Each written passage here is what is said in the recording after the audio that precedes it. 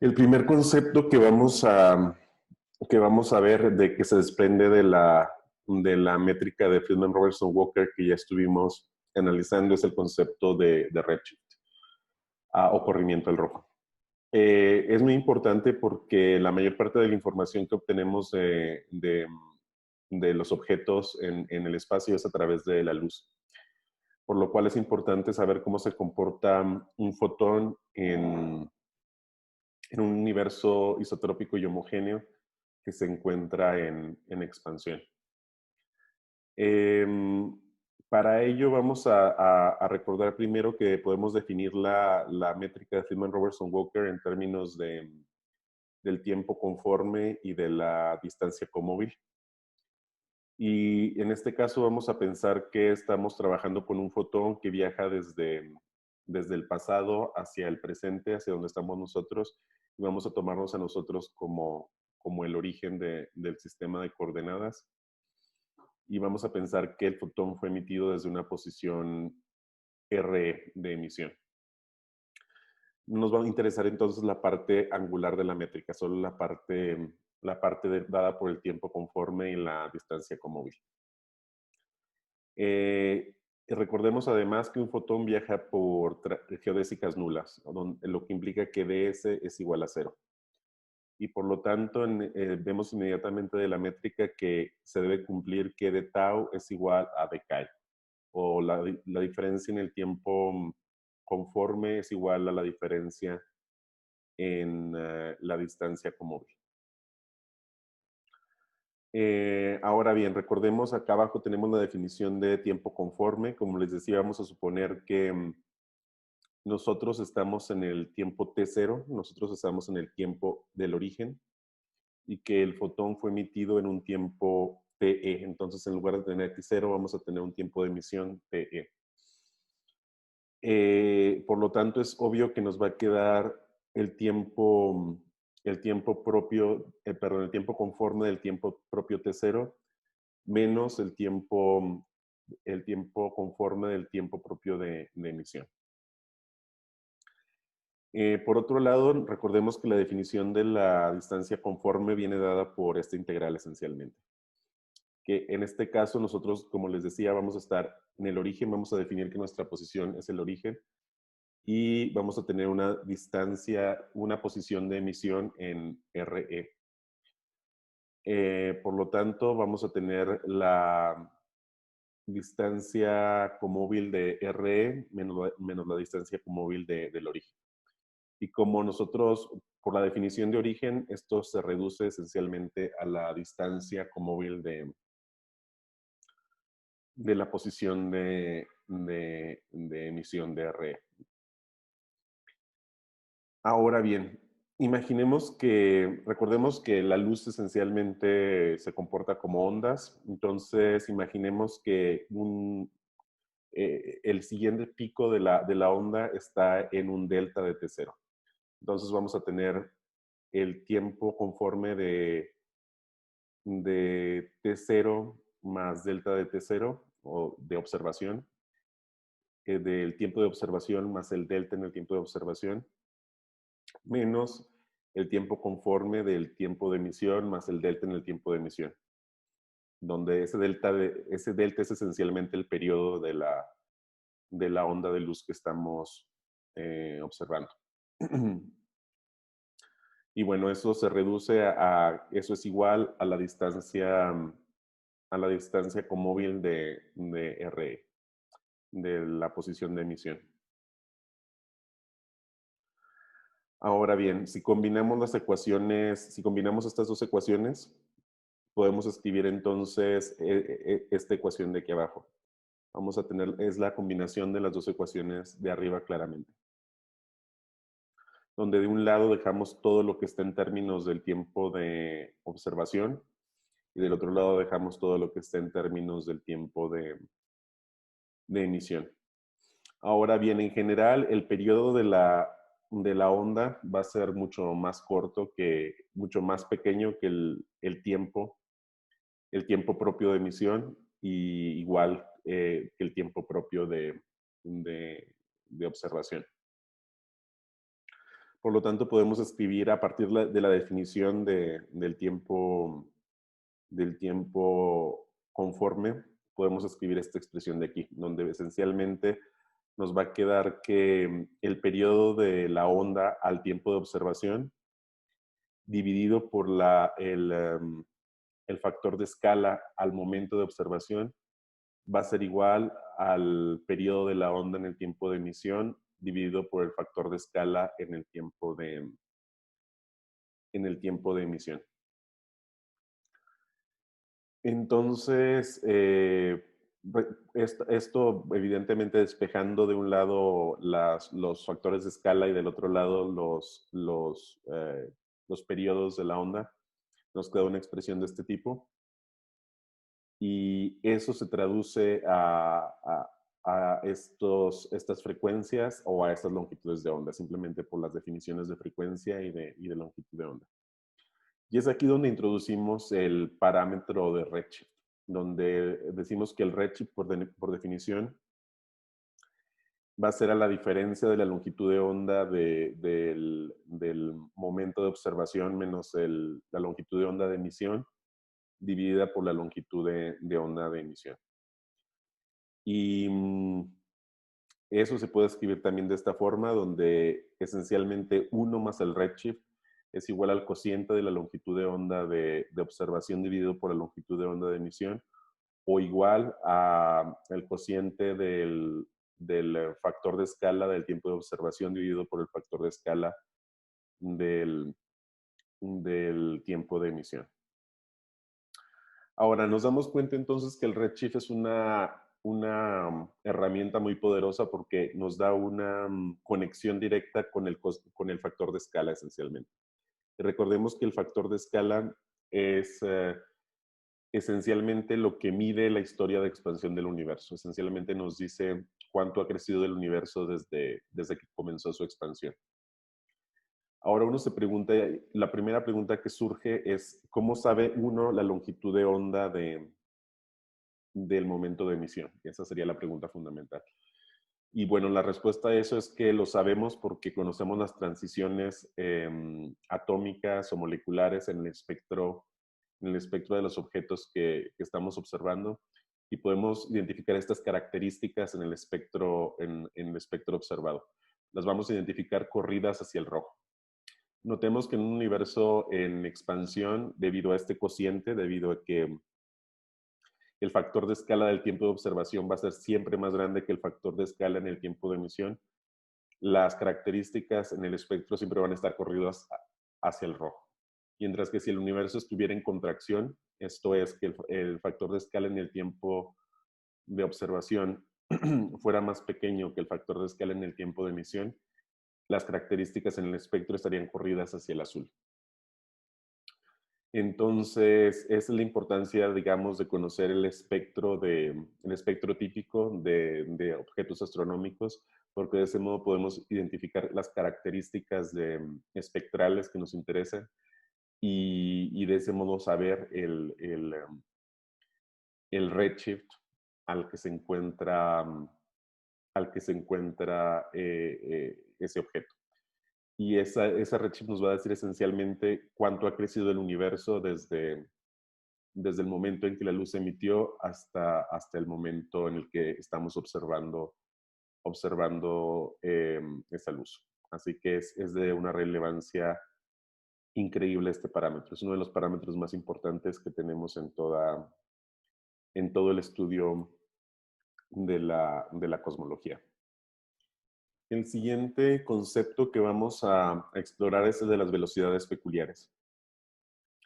En general, las inhomogeneidades sobre el campo de densidad del universo como tal, de la densidad promedio del universo, producen campos gravitacionales locales, potenciales gravitacionales locales, que producen a su vez campos de velocidad locales, lo cual introduce lo que se conocen como velocidades peculiares por encima de la velocidad global de expansión del universo. Esencialmente eso ocurre, por ejemplo, en una galaxia donde las estrellas tienen una cierta velocidad peculiar diferente a la velocidad de expansión del universo, o en un cúmulo de galaxias donde cada galaxia tiene una velocidad peculiar diferente a por encima de la velocidad de expansión del universo. Ahora bien, imaginemos que tenemos un observador en el origen de coordenadas del sistema que estamos estudiando y queremos medir una cierta velocidad de una partícula respecto a este observador. Llamémoslo observador 1. Podemos definir entonces lo que se conoce como la velocidad propia en términos de la derivada de la distancia propia con respecto al tiempo propio. Recordemos que la distancia propia está dada por esta ecuación y que finalmente se reduce el producto del factor de escala y la distancia comóvil. Entonces podemos escribir esa velocidad propia como el producto, como la suma de productos de la derivada del factor de escala y la distancia comóvil más el factor de escala por la derivada de la distancia comóvil. El primero de estos términos corresponde esencialmente a la velocidad de expansión del universo, a la velocidad cosmológica de fondo, digamos. Y el segundo término corresponde a la velocidad peculiar propiamente dicha. Ahora, solo recordemos que esa velocidad de expansión global del universo está dada por la ley de Hubble esencialmente, donde h es el parámetro de Hubble y L es la distancia propia. Ahora bien, la velocidad peculiar se puede expresar como un redshift también, así como vimos que la expansión global genera un redshift. También la velocidad peculiar se puede expresar como un redshift, porque esencialmente podemos considerarla como una especie de efecto Doppler local. Y ese redshift va a estar dado por esta expresión. El redshift peculiar va a estar dado por este cociente de relaciones entre la velocidad peculiar y la velocidad de la luz. Ahora bien, ¿qué pasa si ahora tenemos un segundo observador? No en el mismo sistema local en el que estábamos considerando estábamos midiendo esta velocidad peculiar, sino a una cierta distancia y a un cierto tiempo del observador 1.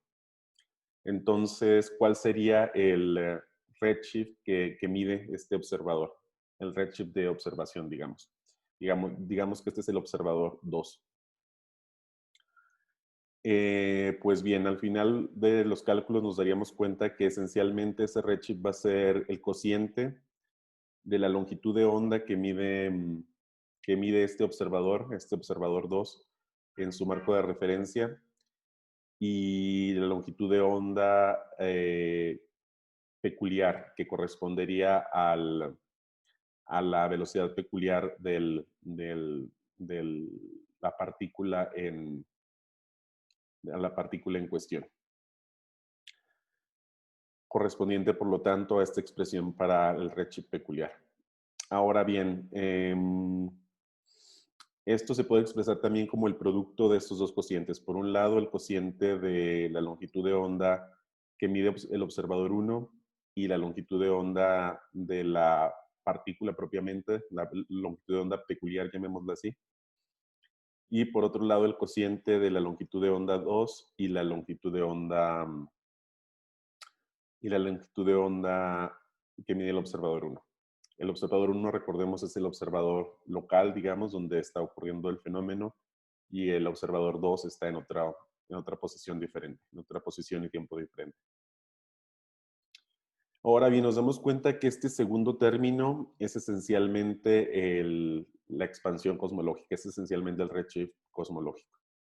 Mientras que el primer término corresponde justamente al efecto Doppler del que estábamos hablando, producido por la velocidad peculiar local. Entonces, al final, el redshift observado por el observador 2 va a ser el producto de 1 más, el producto de 1 más el redshift peculiar y multiplicado por 1 más el redshift cosmológico. Es esencialmente el producto de los redshifts peculiar y cosmológico, bueno, mediados por ese factor 1. Ahora bien, en el caso donde tenemos una velocidad peculiar que es muy pequeña comparada con la velocidad de la luz, o sea, estamos en el caso no relativista, entonces podemos simplificar esta expresión de redshifts de esta forma. Esencialmente nos queda que el redshift observado es igual al redshift cosmológico más la velocidad peculiar sobre la velocidad de la luz multiplicada por 1 más el redshift cosmológico. Y esto nos lleva a una expresión para la dispersión una relación entre la dispersión de velocidades y la dispersión de redshifts. Imaginemos, por ejemplo, un cúmulo de galaxias, donde podemos medir la dispersión de velocidades de las galaxias en ese cúmulo. La relación que hay entre la dispersión de velocidades y la dispersión de redshifts va a ser esta de aquí.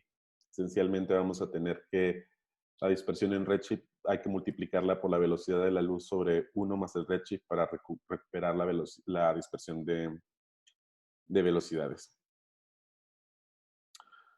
Ahora imaginemos que tenemos ahora un segundo caso.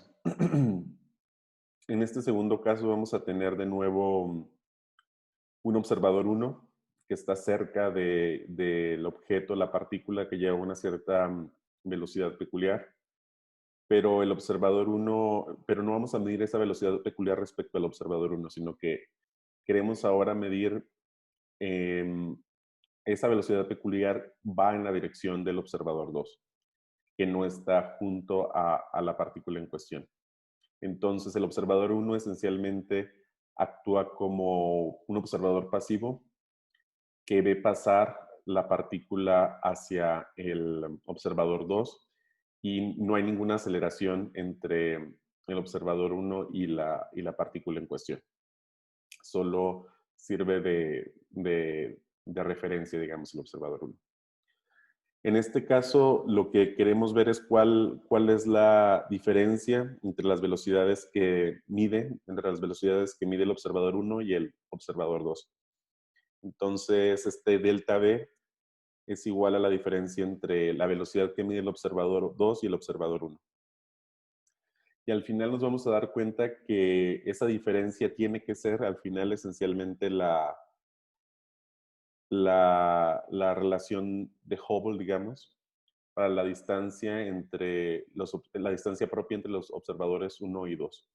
Si nos damos cuenta, este A' sobre A es esencialmente lo que ha cambiado el parámetro de Hubble más bien, es el parámetro de Hubble en el tiempo 2, en el tiempo del observador 2. Y tenemos aquí la distancia que vamos a considerar que es la distancia propia entre el observador 1 y el observador 2. Y esto al final, bueno, esto se debe, si nos damos cuenta, esto es una diferencia de velocidad. O sea, básicamente lo que cambia entre la velocidad original que observa, la velocidad peculiar original que observa el observador 1 pasivo y el observador 2 en cuestión, tiene que ser por fuerza solo lo que ha cambiado el universo, lo que se ha expandido del universo entre los dos observadores. Ahora, si tenemos el caso de nuevo en el que la velocidad peculiar es pequeña, podemos simplificar la distancia propia de entre 1 y 2, entre el observador 1 y 2, como la velocidad peculiar que ve el observador 1 multiplicada esencialmente por el tiempo, porque B1 es pequeña relativa a la velocidad de la luz, una velocidad no relativista. Y usando esta expresión podemos integrar A' y sustituir primero aquí delta 1, 1, 2, despejar e integrar, y vamos a obtener esta expresión de aquí. Esencialmente la relación entre la velocidad peculiar que observa el observador 2 y la velocidad peculiar que observa el observador 1 va a ser el cociente de los factores de escala entre el tiempo 1 y el tiempo 2, esencialmente. Lo que nos lleva a que la velocidad peculiar es inversamente proporcional al factor de escala, como lo tenemos aquí. o en otras palabras, es proporcional al inverso del factor de escala, a 1 sobre el factor de escala. Y dado que el momento es proporcional a la velocidad, también vamos a tener que el momento es inversamente proporcional al factor de escala. Y estos dos factores son importantes para nuestras consideraciones posteriores. Esencialmente, esencialmente esto aplica tanto para partículas, como lo estábamos analizando en este ejemplo, pero nos vamos a dar cuenta claramente que también lo mismo aplica para fotones. Digamos que el momento de un fotón también cae como 1 sobre el factor de escala en el tiempo. Y bueno, con esto terminamos con el tema de velocidades peculiares y ahora vamos a ver con un poco de atención la termodinámica que se deriva de simplemente, recordemos que todo esto son derivaciones puramente de la métrica. Todavía no estamos viendo la dinámica del sistema, sino solo a partir de las propiedades mismas de la métrica del espacio-tiempo.